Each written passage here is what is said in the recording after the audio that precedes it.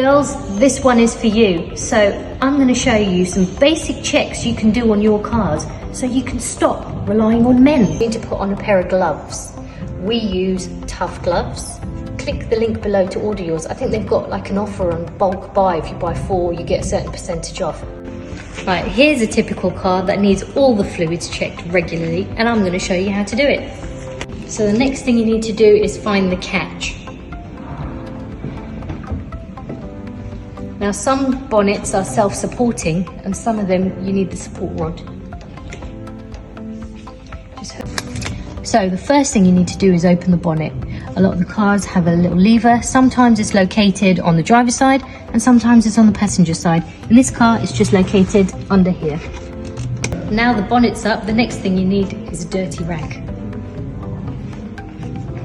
I've got mine here.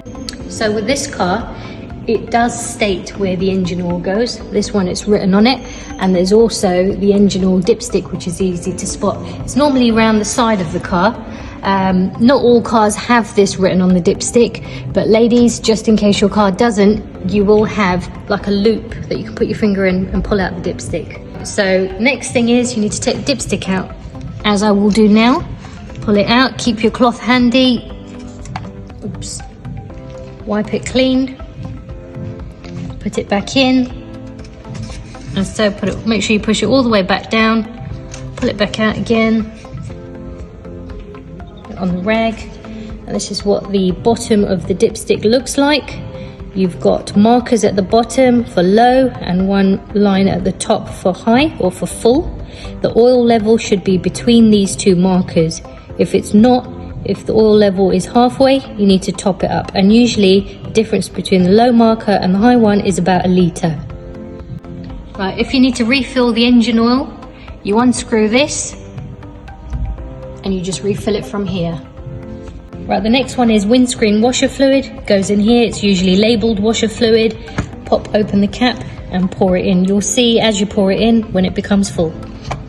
Right, the next one is to check brake fluid. Usually it's labelled, it's located either on the left or the side, left or right side of the engine, near the firewall, and it's got these markers. On this one you can see maximum and minimum. As long as the liquid is between these two, you'll be fine.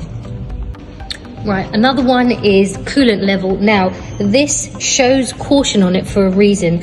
Do not, under any circumstance, open this when your engine is hot. It's only to be opened when the engine is totally cold. All you do, you twist it, open it, and you should be able to see the coolant level in there. Power steering fluid. It's usually labelled power steering fluid on the cap. Twist it, open it, wipe it with a dirty rag, put it back inside, put it back out. And it should be, the level should be between the markers where it's touching the cloth and just here. This one seems to be fine.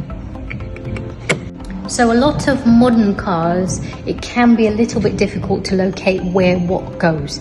Now, if in doubt, always look at your owner's manual, but like this lovely example, things are clearly labelled, so you can see on the caps of various areas that you would need to check fluids. In the meantime, what I'd advise, if you're not too car savvy, open up the bonnet obviously when the engine's cold and just take a look around. Look at things that are labelled and familiarise yourself with everything.